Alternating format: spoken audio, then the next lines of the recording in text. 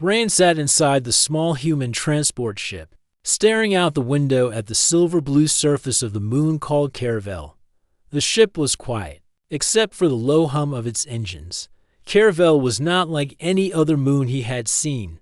It was covered in glowing crystals and strange plants that moved gently in the wind. This moon was where humans, in the alien race known as the Veyari, were trying to build peace. After years of tension, Rand had been chosen as one of the human representatives. He wasn't a diplomat. He was a scout pilot, someone who usually flew alone through dangerous space. But the commanders believed someone like him, someone who had survived many missions and knew how to stay calm under pressure, would be useful. He wasn't sure why he agreed.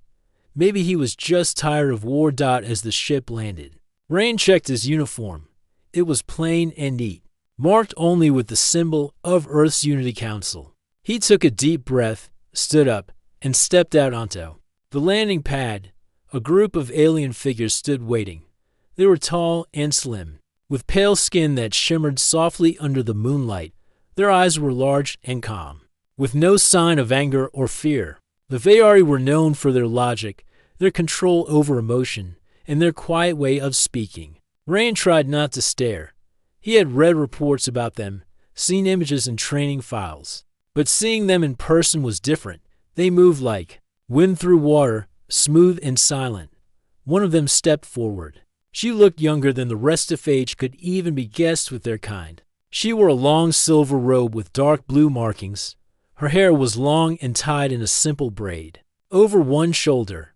Her eyes were focused, steady. "I'm Nayla," she said, her voice soft but clear. "I am assigned to guide you during your time here." Rand gave a small nod. "I'm Rayan, scout pilot. Here for peace talks, I guess." Nayla tilted her head slightly. "Your role has been noted. Come. We have prepared your space." She turned and began walking down a crystal path. Rand followed, trying to keep his steps quiet like hers, though his boots made more sound than he wanted. As they walked, he looked around. The sky above was filled with stars, more than he'd ever seen from Earth. The air was cool, light. The crystals on the ground gave off a soft blue glow, lighting the path without needing lamps. Nayla spoke as they walked. "You will be part of the observation team.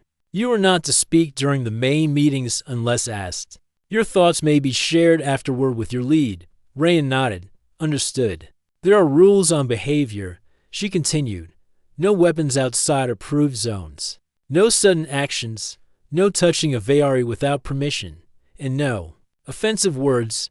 He raised an eyebrow. "Offensive words? We take language seriously," she said. "Some words carry strong meaning, even small ones." Rand thought that was strange, but he didn't argue. They reached a clear dome structure at the edge of a large open field. Inside, it was simple: one resting pod, a chair, and a table with a screen. "This is your rest space," Nayla said. "Meetings begin tomorrow. I will return at sunrise." "Thanks," he said. He paused, then added, "You've been helpful." She gave a slight nod. "It is my task." Then she turned and left. Rand sat on the edge of the resting pod. He looked at the screen, tapped it a few times, and opened the briefing documents: names, locations, goals, peace between two species. He rubbed the back of his neck. This didn't feel like a mission he was trained for. He was used to flying fast, dodging asteroids, dealing with pirates or enemy fire, not talking or sitting in silent rooms with alien leaders. The next day came quickly. A soft chime woke him, and the crystal sky had turned to pale gold. Nayla returned as promised. Waiting outside the dome.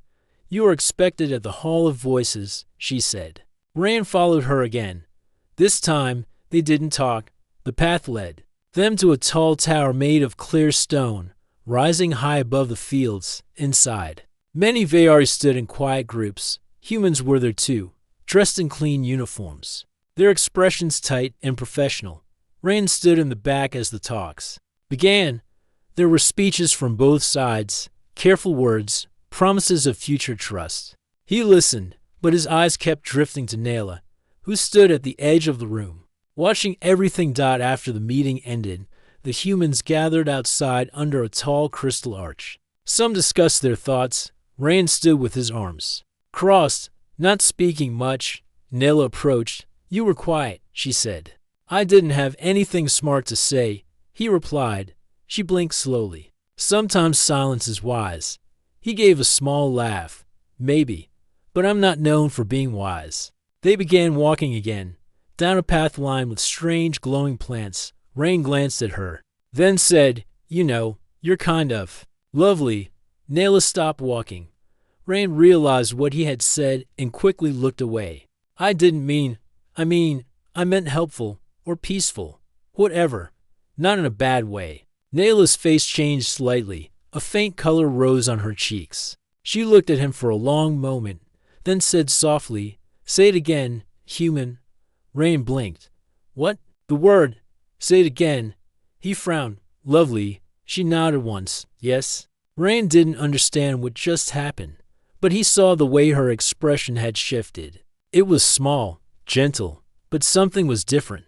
She looked at him not like a guide or a soldier, but like someone truly seeing him. And in that moment, Rand felt something he hadn't expected on this cold moon far from Earth. A connection, quiet, strange, but real. Something had begun. Rand lay on his resting pod that night, staring up at the smooth ceiling of the dome. His mind was still stuck on what happened with Nayla.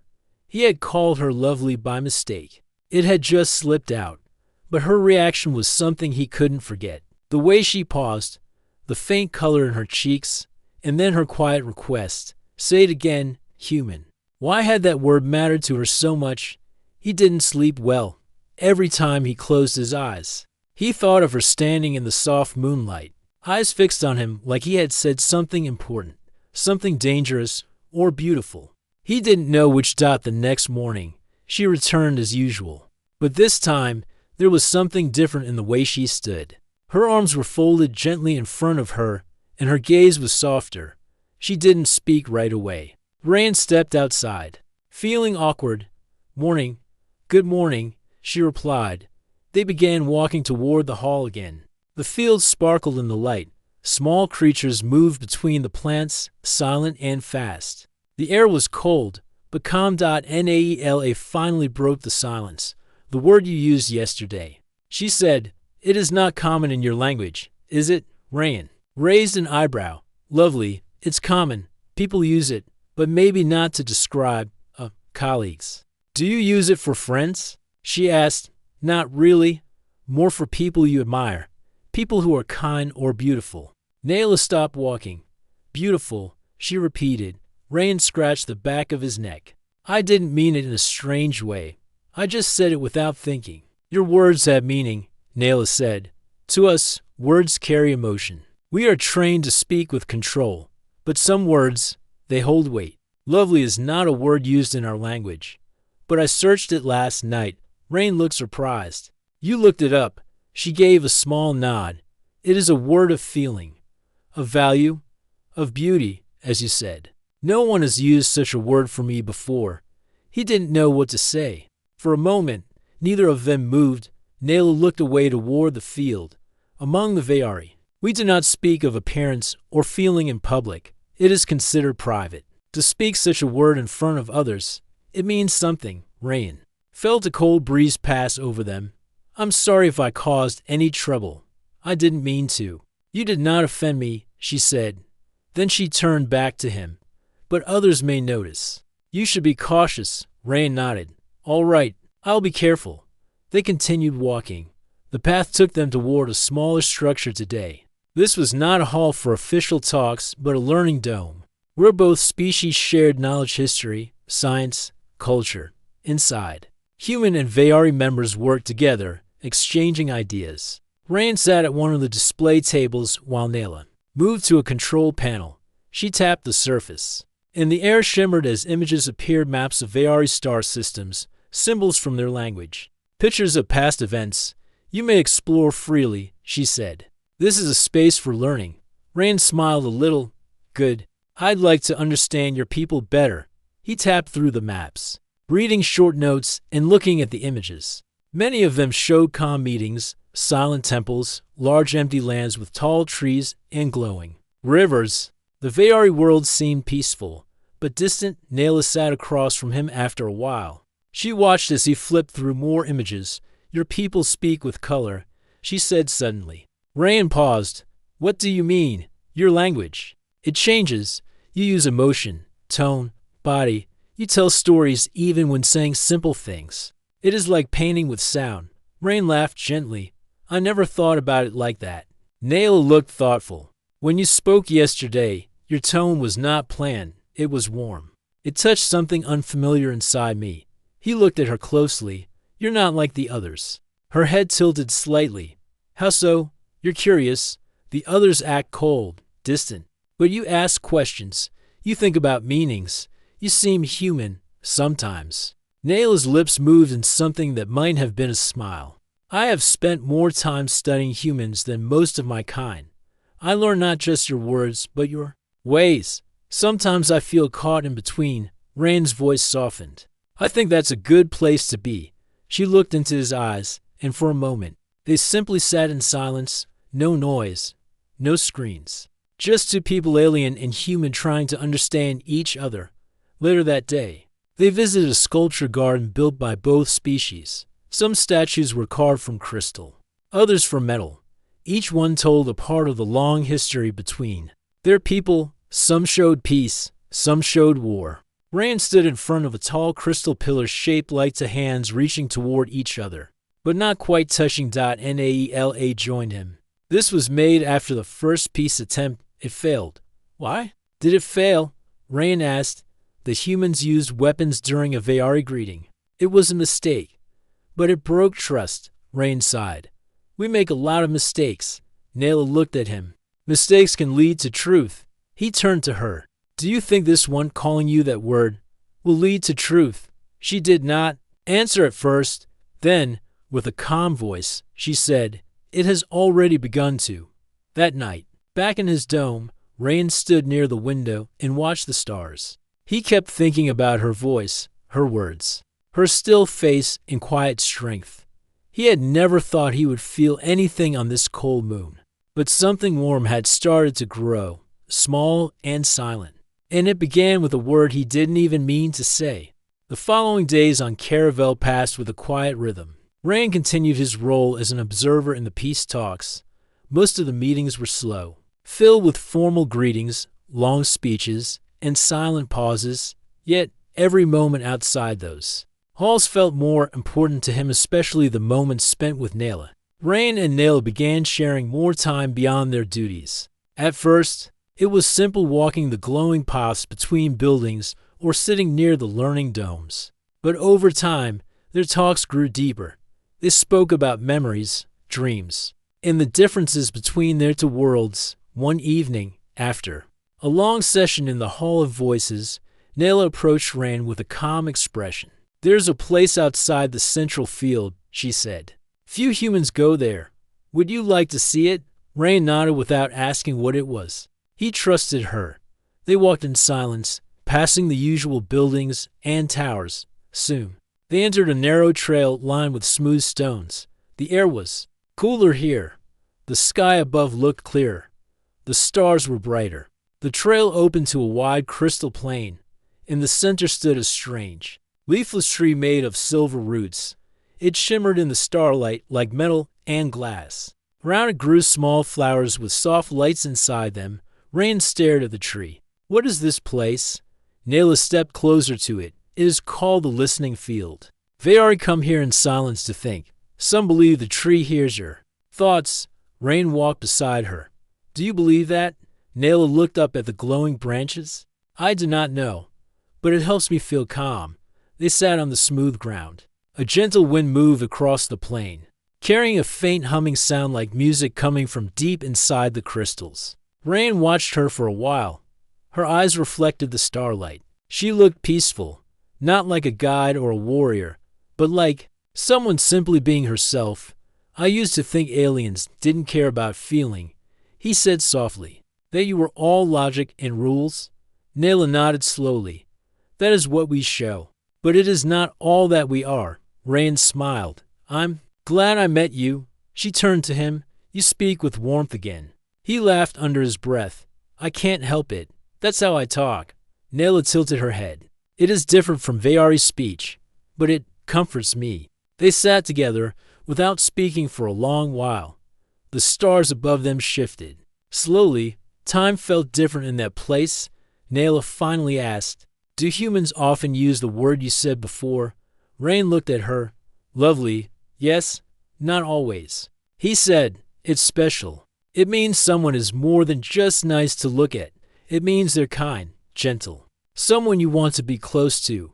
Nayla was quiet. Then she spoke. Would you call me that again? Rain looked into her eyes. Yes, you're lovely, Nayla. She lowered her gaze, and her voice softened. I do not fully understand how that word makes me feel, but I know I want to hear it. Rain placed his hand gently on the ground between them, not touching her, just close. Nayla slowly moved her hand closer until it rested near his, not touching either, but the space between them felt alive with quiet energy. They sat like that until the wind grew stronger and the crystals around the field began to dim. Nayla stood first. We should return.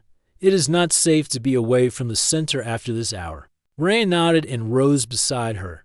They walked back the same way they came, but this time, the silence felt warmer. The next day, during the public gathering, Rain noticed more eyes watching him. Human officers gave short nods. Vayari elders stared longer than usual. Something had changed. As he stood near one of the viewing windows, another human communications officer named Mar walked up beside him. You and your guide seem close, she said. Rain glanced at her. We talk. That's part of the job. Mar looked curious. She's not like the others, is she? No. He replied. She isn't. Mara didn't say more. She just walked away, leaving him with his thoughts. Later, as he returned to his dome, Rain found a message waiting for him on the table screen. It was from Commander Delrin, the human lead for the mission. He opened it. Rain. There are signs your interactions with the Vayari liaison are attracting attention. Be mindful. Maintain protocol. Peace is fragile. Rain sighed. He knew they would say something sooner or later. Still, he didn't feel like he had done anything wrong. That night, Nayla arrived at his dome instead of meeting him outside. Her expression was calm but serious. There have been whispers, she said. Some Vayari believe I am losing control, that I am changing. Rain frowned. Because of me? She nodded. They see that I smile more, that I speak with different tone. It is not common. I can stay away, he said, though the words felt heavy. Naela looked down. Do you wish to? He didn't answer right away. Then he stepped closer. No, but I will if you ask. Nayla raised her eyes. I did not ask. I only warn. Rain reached out slowly, this time letting his hand touch hers just for a second. It was soft and warm, not cold like he had expected. I think we're both changing, he said. And maybe that's not a bad thing. Nayla looked at their hands, then back at him. I do not fear change. I only fear what others will do with it. They stood in silence again. But this silence held meaning. Something real had started. Between them, something beyond orders, beyond rules. And it had all begun with a single word. The moon caravel remained calm, but tension had started to rise beneath the surface. Human and Vayari leaders were preparing for a final round of peace decisions. Everyone knew that one mistake could break everything. Rain kept doing his duties, attending meetings, watching speeches, and giving short reports. But his mind was always somewhere else, always on Nayla. They had grown close. What began as quiet conversations had turned into something deeper. There were no promises between them, no declarations, just understanding, trust, and the warmth that passed between them every time they looked at each other. But not everyone liked what was happening. One evening, as Rain was heading back from the library dome, a message reached his commune. It was marked urgent from Commander Delrin. Rain tapped the small screen. Report to Command Chamber 9 immediately. No delay. He frowned. The message was short and cold. 10 minutes later, he entered the command chamber. Commander Delrin stood near the large window, staring out over the glowing fields. A few senior officers were sitting near a table. They didn't look pleased. Delrin turned around. Rain, take a seat. Rain remained standing. I didn't know I had done something wrong. You haven't yet, Delrin said. But that might change if you don't listen carefully. Rain folded his arms. I'm listening. The commander walked toward the table. You've grown close to the Veari guide, Nela. Too close. Others have noticed. Veari elders are watching. Our own officers are asking questions. Rain kept his voice steady. I've spoken to her. That's part of the mission. Don't play games, Delrin said. You spent time with her in private, outside protocol. That goes beyond observing. Rain didn't look away. She's not just an alien. She's a person, a good one. We've learned more from each other than from any speech inside those halls. One of the officers leaned forward. And what happens when your friendship causes insult to her people or ours?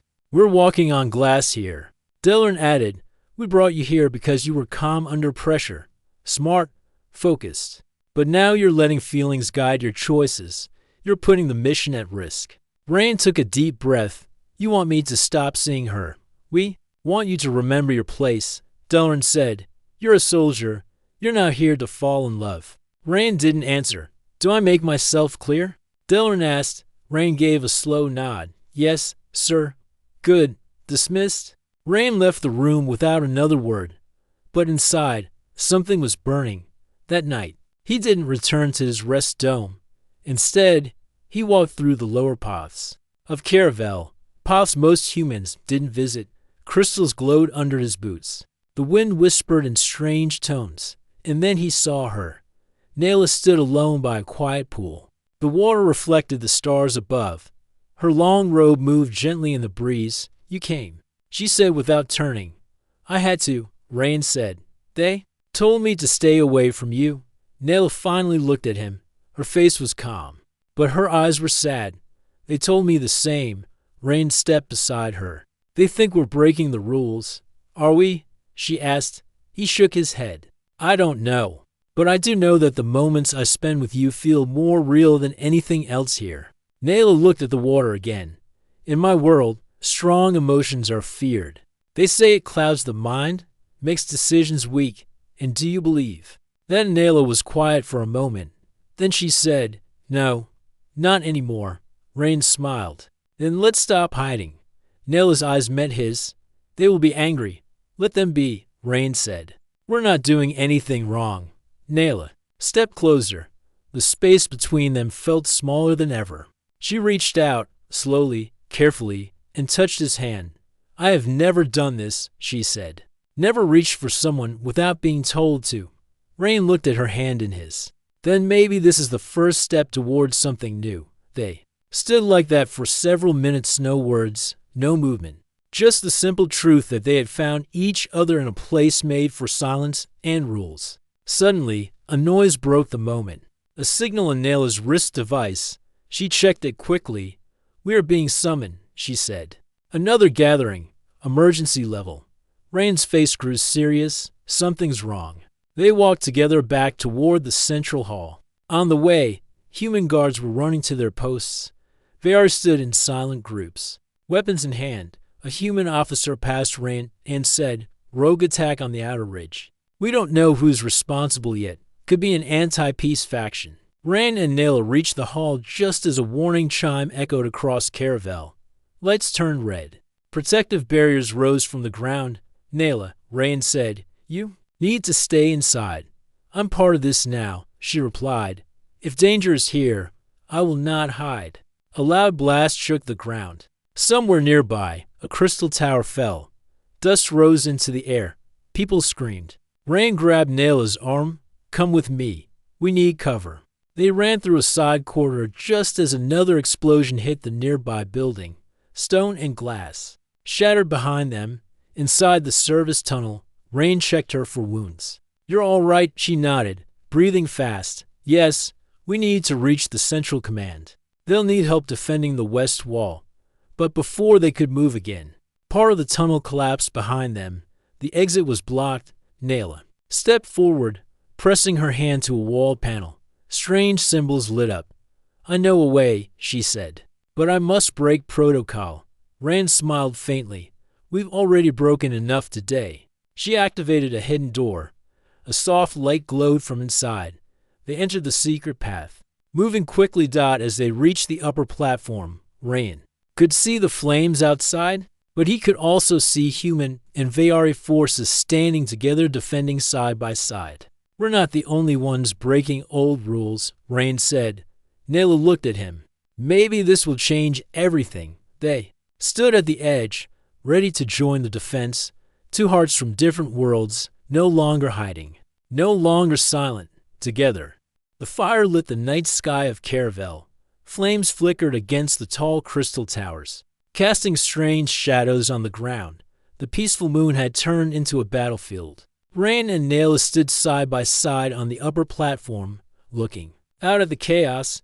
The rogue faction had attacked without warning. Their goal was to stop the peace talks, to keep the two races apart. Human soldiers and Veari warriors fought together, protecting the center of the city. Explosions shook the ground. Shouts filled the air. Rand held his rifle tightly. Nayla stood close, her hand resting on a device at her belt. It was forbidden technology, something only the Veari elders were allowed to use. But tonight, she had chosen to carry it. This is madness, Rand said, shouting over the noise. Why attack now? Nayla's eyes were sharp. Because they fear change. They want us apart. Suddenly, an explosion rocked the platform. Rand was thrown back, hitting the ground hard. Pain shot through his leg. He tried to stand but fell again. Rand, Nayla shouted. She rushed to his side, pulling him up carefully. We need to move, she said. This way. Supporting him, Nayla led Rand through the smoke and fire. They took a hidden stairwell, going down deep below the city. The tunnels were narrow and dark. The sounds of battle faded behind them.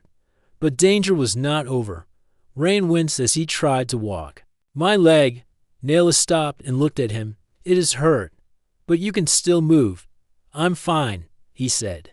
We need to get to safety, she nodded and used her device. The panel on the wall glowed blue. A hidden door opened, revealing a secret chamber. Inside, the air was cool and still. The room was empty except for a small table and a soft light above. Nayla helped Rand sit. She pulled out a small tool from her belt. It looked like a thin stick with a glowing tip. This will help, she said softly. Rand watched as she touched his leg carefully. The tool glowed brighter, and he felt a warm pulse. The pain eased. How does it work? He asked. It uses energy to heal tissue faster, Nayla explained. It is forbidden because it is powerful. Rand smiled. Good thing you broke the rules. Nayla smiled back, but it was sad. Sometimes rules must be broken for what is right. They stayed in the chamber for a while, listening to the distant sounds of battle. Rand looked at Nayla.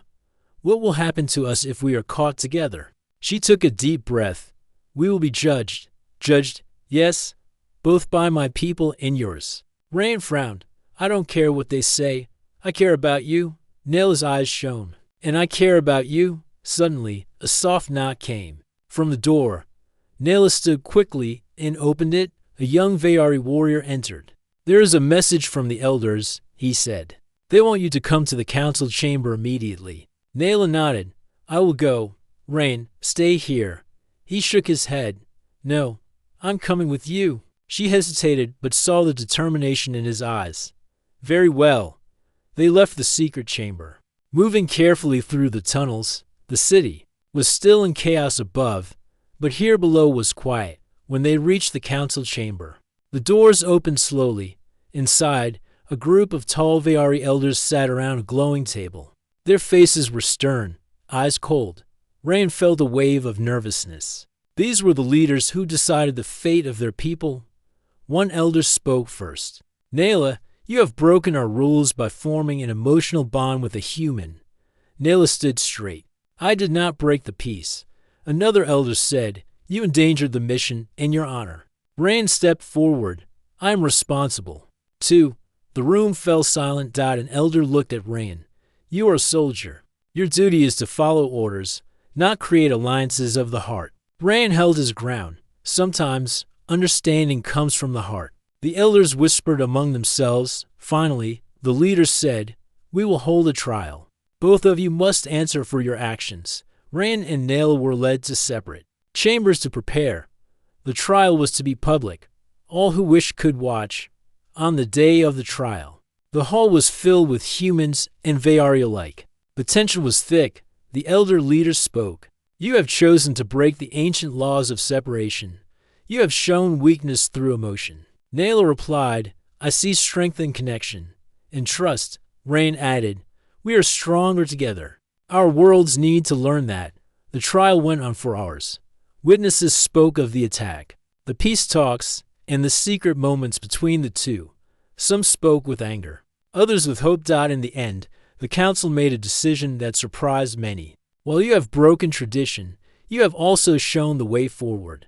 Nayla and Rain were cleared of punishment. Instead, they were asked to serve as symbols of the new path. The crowd in the hall erupted in mixed reactions. Some cheered, others remained silent.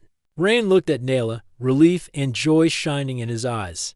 She smiled back, quietly proud. Together, they had survived the trial of fire.